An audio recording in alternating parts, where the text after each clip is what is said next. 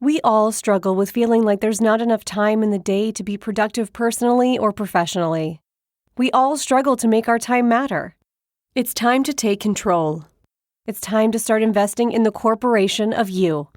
At Athena, they've helped over 700 ambitious professionals achieve more by connecting them with best-in-class, globally remote executive assistants. Athena executive assistants go beyond basic administration tasks. They help you make time matter through the art of delegation. They believe delegation is the superpower of all highly successful people, and your personal EA will help you get there. Your EA is a one-on-one long-term partner to help you achieve your personal and professional goals. Take back your time. Join the waitlist at athenago.com.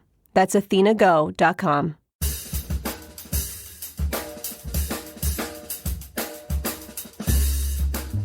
I mean, no one plans to get sick, and yet, here we are. My name is Matthew Zachary. A quarter century ago, I was given 6 months to live with a diagnosis of terminal brain cancer. For more than 15 years, I've been ranting and raving on the air about stupid cancer and now stupid healthcare, and I'm just getting warmed up. So let's all go make healthcare suck less together, because you know what? We're all out of patience. Hey, that's the name of the show. Hello, friends. Welcome back to Out of Patience. Got a great show for you today. Vanessa Steil is an adolescent young adult thyroid cancer survivor. You know, the good kind, end quotes, wink, wink. We talk about that on the show, among many, many other things, such as how she had a major in poli-sci, which derailed because, you know what? Stupid cancer came along. She got very lucky. We talk about luck in how you navigate who you know, how you get to care, and how you work yourself through this when you're not 8 or 80 years old. Young adult cancer is not better or worse than other age groups. It's just different. Another reminder, channeling the origin stories of stupid cancer and the young adult cancer movement. You're going to love the show. She was here in studio. Great chemistry. Here you go, Vanessa Steil. Enjoy the show. All right, welcome, listeners. I'm here with Vanessa Steil. I'm thrilled to have you. I kind of stalked you. I was excited to get you on the show. And we have a billion people in common, and yet we never met. I know. That's so true. Thank you so much, Matthew, for having me. I'm thrilled to be here. You were thrust into the young adult cancer universe almost 10 years ago, coming up on 9 this year. Congratulations. Thank you. Thank you. You really have done your research. Oh, come on. Like, I kind of get my facts right, but I'm not a journalist. Like, I just want to have a conversation with you and, like, I want to start by saying poli-sci major, that went off the rails. How'd that get started? Yeah, that is a long and twisting story. I started at American University intent on being a political science major, going to law school. And then I decided maybe I'll take a year off and I'll work for a law school. And that was back in 2009 when the economy was crazy and people were struggling to get jobs. And I was like, maybe I don't want to spend this kind of money and go to law school. I was, seeing the graduates come out and I'm like, yeah, I think I'm better off having a steady paycheck and health insurance. Hashtag job market. Exactly. So kind of from there, I stuck it out in higher education. I was looking for my passion and, well, then I'll let you get into the rest of my story. Yeah, that's exactly. I went to Binghamton to originally major in biomedical engineering. I got into a 5-year master's program, and I think it was the first semester of sophomore year with a 7 a.m. organic chemistry 4 class that done me in. I was just going to say, that probably did it for you. I just couldn't. It was like a real litmus test. 7 a.m.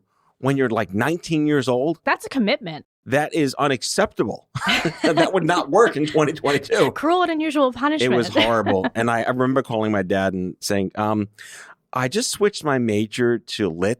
It's like, you what? I want my money back. Yeah, I was going to say, I figured that would be the parental reaction to that. Yeah. Mm-hmm. I mean, overall, I'm a music major. Like, that's like, who the hell, how did I get into this shit? But like, to your point, when all the shit you didn't expect to happen kind of just goes in there and blows everything up, you transform for all the right and wrong reasons. No, it's true. You have your plan, but life might have another plan for you. Yes. So I'm fascinated by the fact that you and I have a lot in common in the sense that you lucked out. That you knew a guy that knew a guy that knew a guy that got you the things you didn't know you needed in the moment you needed them. And it seems like you got what you needed pretty quickly. I was looking at, like, you were at your GYN, blood work, ultrasound, endocrinologist, biopsy. You met Gary at Thika, surgeon bingo, and then you're to surgery. Like, what was the time frame for all that? Yeah, so the time frame of it actually isn't as seamless as what you described. Right. And Never especially, is. yeah, right. And especially as the patient, it felt like it dragged out forever. Right. So I was actually diagnosed with thyroid cancer in April of 2013, and it was a complete fluke. I had gone to a new gynecologist for what I thought was going to be my routine annual exam, and he had asked if he could perform a neck check, which completely caught me off guard. I had been seeing an ENT for about 15 years at that point, and I'm pretty sure I never had a neck check with them. Right. So I agreed, and the first thing he said was, has anyone ever told you have a nodule on the right side of your thyroid? Shocked. Right. Never heard that before. So I wasn't initially too concerned. My grandmother had a benign thyroid nodule. I knew they could be common. So I kind of listened to him. I was like, oh, blood work, ultrasound, endo something. Right. Sounds straightforward. All right. And then 48 hours later, I think I started to panic. And Yeah. I was like, wait, could this be cancer? Right. So I followed all the next recommendations. Which, by the way, 11 years ago was still kind of boogeyman. Way less boogeyman than it's today. Oh, yeah. No, I totally didn't even know where my thyroid really was, Right. what function it served. I was lost. I was like, endo something. I don't know. Right. I have to go find one of Right. those. Where do I find one of those? So I went for the blood work. I had subclinical hypothyroidism. That's a good amount of syllables right there. Yeah, I'm telling you, I got such an education just from the first few Your weeks. own wiki just built itself. So I'm like, now we need to Google the endo something and the subclinical hypothyroidism. Oh, and I have to go for an FNA biopsy. Gesundheit. Exactly. Exactly. It was a mouthful. Now imagine having to explain this to all your friends and family and laymen. And, if I didn't know, I'm like, do they know where the thyroid is? How much explaining do I have to do? Thigh what? Yeah, exactly. Exactly. And, the amount of people that, once I did have my diagnosis said, well, at least you have the good cancer. I was going to point that out because, working at Stupid Cancer for all those years, it was always like this. I'll put it this way. The breast cancer wars worked. They had die-ins and sit-ins, and they forced the government, they forced pharma to do the right thing to help create systems and reimbursements that were beyond the drug, just help us live. Antiemetics and pain medicines and things like that. Obviously, breast cancer is the sexy cancer, at least it was at the time, with the pink ribbons and the blenders and the pink M&Ms and all the crap that happened out there. And the infighting began within breast. It wasn't like we're all unified about breast cancer. Then it became like, oh, you only had stage 1? And then with the good cancer showed up. That's the good breast cancer. And then that translated to, oh, thyroid. Iodine, you're done, right? Yeah, exactly. Not okay. Yeah, no. And that was so jarring right off the bat. Even hearing the endocrinologist say, well, it's the good cancer. Right. Now, as an advocate, I say, you know what? The good cancer is the one that you don't get. Yes. That's the bottom line. I mean, there is a sliding scale of least worst. But when you're supposed to be healthy and well at 26, it's hard enough to be 26 when you're well. I've been saying that for 20 years. Exactly. Then shit happens and what do I do? You still go through the same life issues, irrespective of your death factor. Right. And you go through all the same emotions, compartmentalizing, dealing with your disease. So there's so many things that go into a cancer diagnosis. And even with thyroid cancer, there are variants of thyroid cancer. That's a dangerous word these days. That's true. I know. Apologies. But, it's true. There's papillary, which is what most of the thyroid cancer diagnoses are. And usually they're easier to treat and, have a good prognosis. But then you have medullary, follicular. There's just so many different syllables. Yeah, syllables that go on. So, to say, well, at least you have the good cancer. Right. It's not only dismissive, but it's, you just don't even know if that's true for the person's situation. The same happens in blood cancers. There's Hodgkin's and then non-Hodgkin's in young adults. There's ALL is in kids, and that's largely curable. That is the good cancer in kids. Not that there's a good cancer in kids. But Hodgkin's is the good cancer because it's so curable these days. And non-Hodgkin's, sorry, not the good cancer. Yeah, and I think the good cancer sort of misses the mark. It does. You're forever a survivor. You can't see my air quotes, listeners, but they're there. Or a thriver if you prefer. So, you're always going to have scans and tests and doctor's appointments and blood work. And I was never somebody prior to my diagnosis who felt like I should be nervous to go to a doctor. How ironic that. That was because you grew up on Long Island and you're just used to disastrousness. Yeah, exactly. I was just used to long waits and incompetence. No, just kidding. I was never somebody who was like, oh, I have to go to the doctor. I'm starting to panic. But now, even almost 10 years later, I have scan-xiety. Mhm. And I really do. Every time I go for an ultrasound or blood work, I'm like, fingers crossed. Let's hope those antithyroglobulin levels are okay. Like, Syllables. Yeah, Again with the I know. syllables. What's with you? yeah, there are going to be a lot of syllables in this podcast. Yeah. I apologize in advance. No, it's fine. Most of my listeners have probably gone through the ringer and know exactly what we're talking about.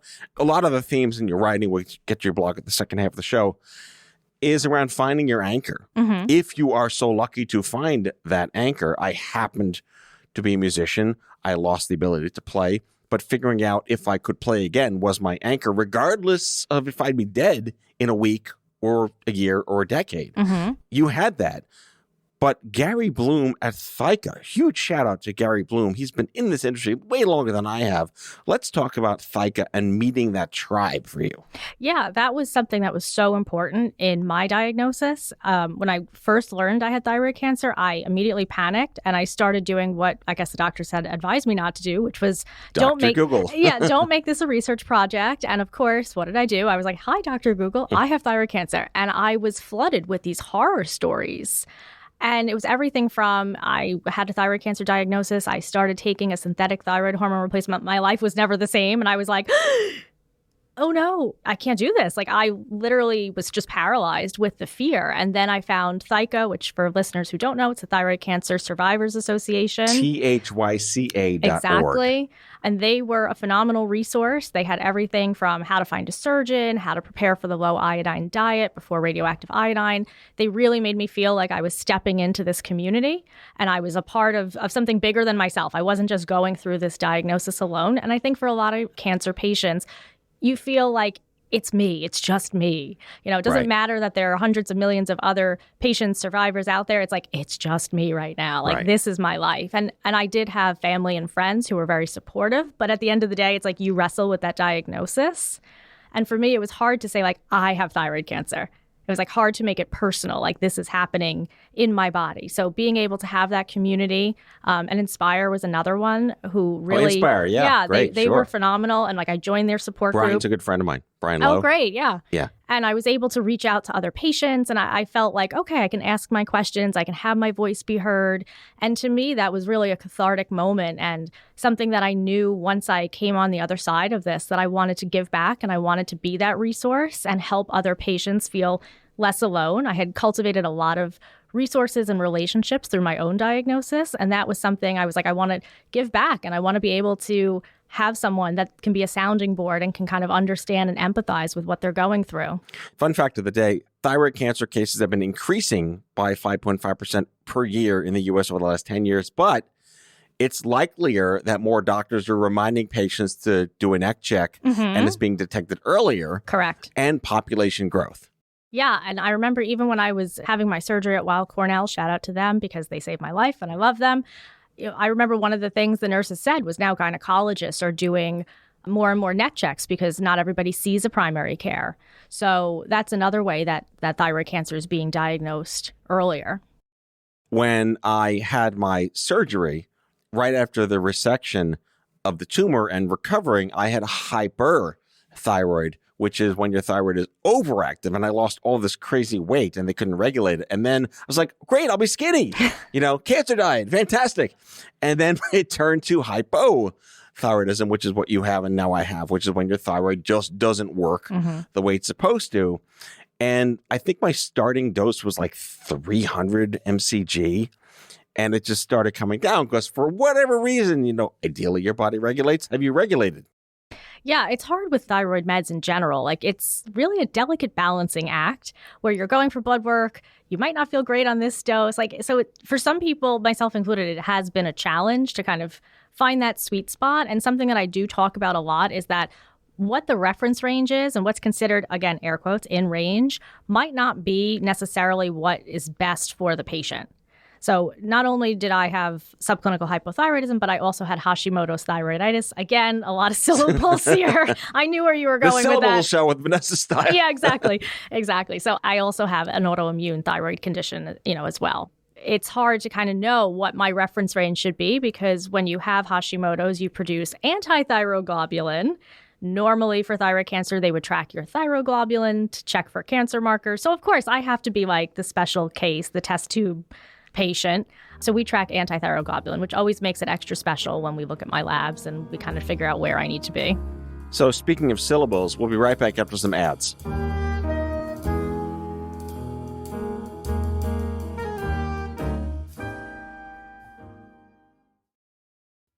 Has your chronic illness made it difficult to continue working in the traditional way? Want to learn how to find and create flexible remote work that both accommodates your chronic illness and generates an income? Join the Patients Getting Paid membership, a community of chronicpreneurs where people just like you find workshops and trainings, weekly updated condition-specific gigs, twice monthly coaching calls, co-workings, accountability, and the kindest community to support you on your path to make money while working from anywhere and taking good care of yourself. Learn more or join us at patientsgettingpaid.com.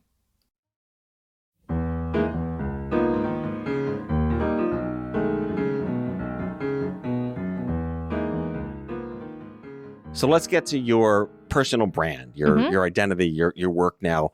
Your website, Living in Style, Steil. I get it. I see what you did there.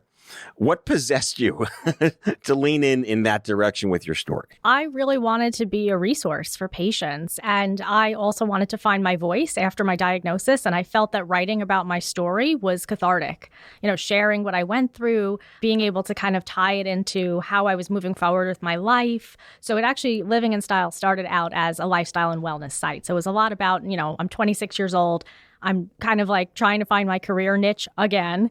And now I had this thyroid cancer diagnosis. So a lot of my story comes through in the blog, all the scans, all the scan-xiety, what I do to calm down, how I meditated. So I talk a lot about sanity strolls and all the things. Oh, wait, go into that. What is that? I think I could use one of those. It sounds good, like Serenity Now. Yeah, everybody could use a sanity stroll. Basically, it's exactly as the name implies. You go for a walk, you take a stroll, you put your phone down. I mean, after you Instagram it, because if you don't do that, we know it really didn't happen. Difty. Exactly. Yeah. So, you just go out. Whether it's like walking in Central Park, taking a beach walk, as I always do, but just something to sort of like break up your day, get away from your phone, not answer your emails, and just give yourself like 10 minutes of peace. So that's something that's really helped me, especially the last 20-something years with the pandemic. No, I kid, just 2, but... Wait, how long's the pandemic been? I swear, it feels like it's been forever. It's the longest 2 years. It really has been. Yeah. I was reading also that you live in a small apartment by yourself, and this was probably not an ideal jail cell for you, but you managed to muck through it. Well, the sanity strolls, that's when I really started implementing them. The sanity strolls definitely helped, but it was hard, coming from like an office life where you see people every day, and now all of a sudden you just see yourself. And, how do you get out? How do you even find content for your blog? Like, what are you writing about if you're sitting at home? Whoever thought that Zoom background contests would become a thing? Right? There's an entire Twitter handle dedicated to rating people's Zoom backgrounds based on like, we don't care who you are, we're just screenshotting this shit, and we'll call you out on Twitter. You're getting so judged because your books are misaligned and not color-coded in your bookshelf behind you. We've done these fun things on my Zoom calls where people blur the focus or they have the fake background, and we challenge everyone to get rid of their virtual background all at once, and then we vote whose house is messier.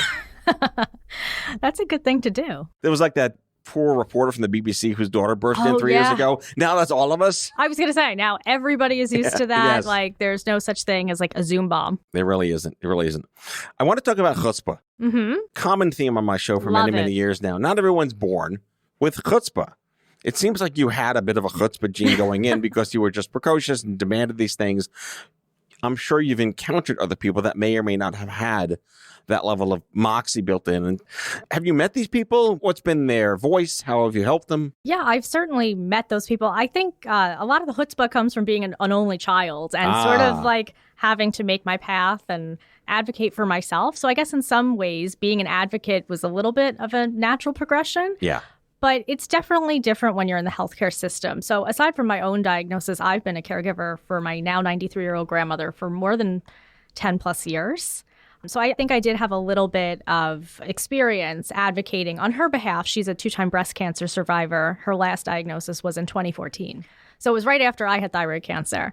But I think, having those experiences, taking her to appointments, it made it easier in my own life, I think, to speak up. But also, I'm just somebody, I love science. I love health and wellness. So I am interested. So as soon as I had a thyroid cancer diagnosis, I needed to know everything about it. You would have thought I was going to become the head and neck surgeon and just perform the thyroidectomy myself. Letters. Right.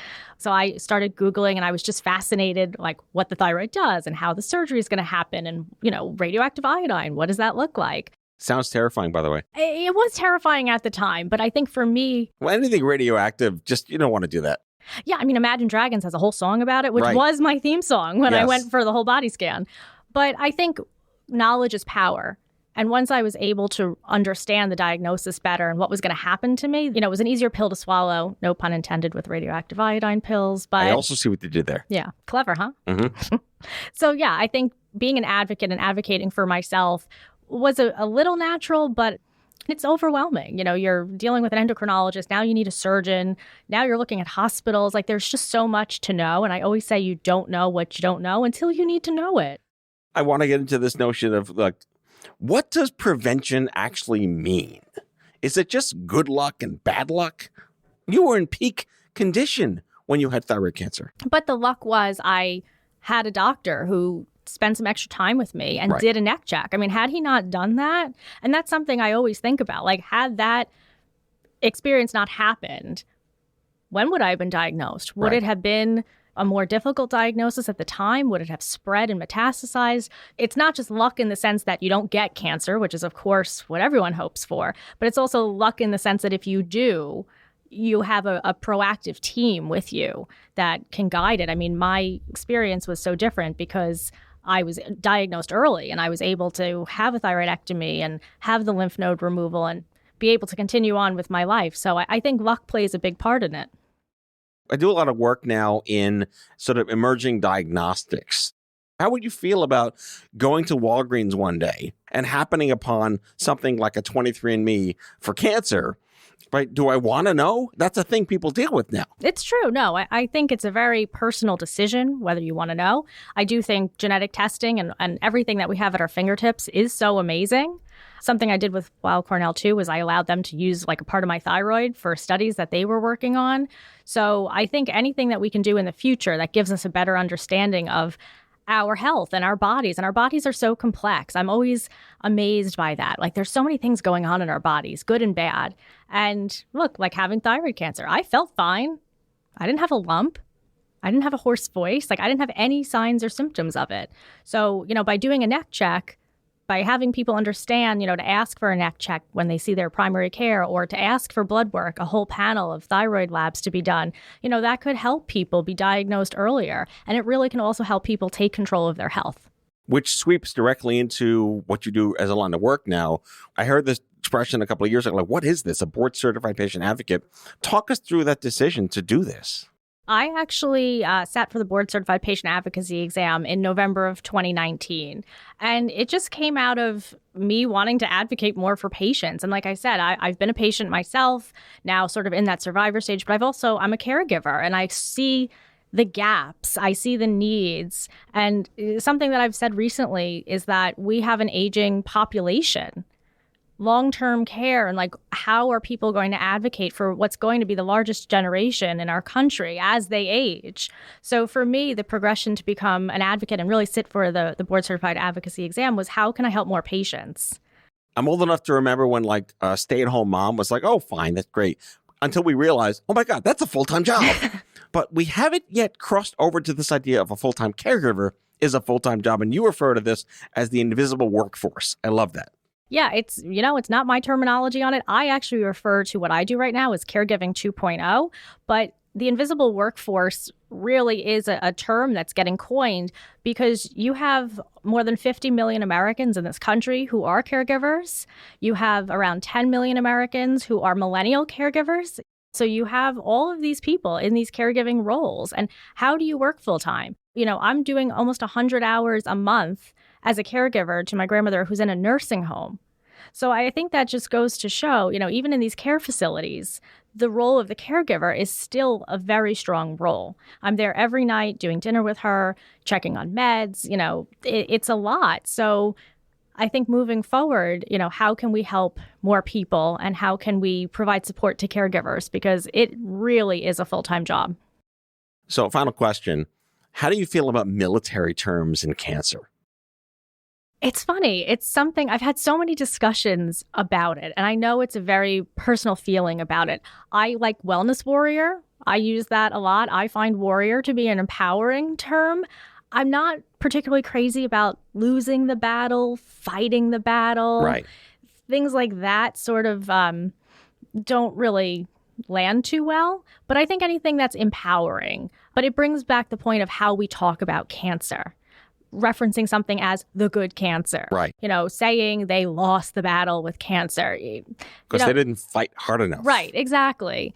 So I think we need to be really careful with the terminology that we use when we frame the conversations around cancer and for patients. Whatever you feel empowers you, that's what you go with. I think it's fantastic. Vanessa Steil is an adolescent and young adult thyroid cancer survivor, a board-certified patient advocate, community engagement manager, advocate, blogger, livinginstyle.com. We'll put links in the description. Thank you so much for coming on the show. Thank you so much, Matthew, and for everyone listening. It's been great to be here. That's all for now. If you like the show, be sure to subscribe, leave a review on Apple Podcasts, follow us on social, and tell all your friends to listen. Tell us what you'd like Matthew to cover in his next episode by leaving a message for us at 855-AUDIO-66, and we might just use it in a future show. Out of Patients is a product of OffScrip Health. We are a healthcare engagement company built for patients and caregivers by patients and caregivers.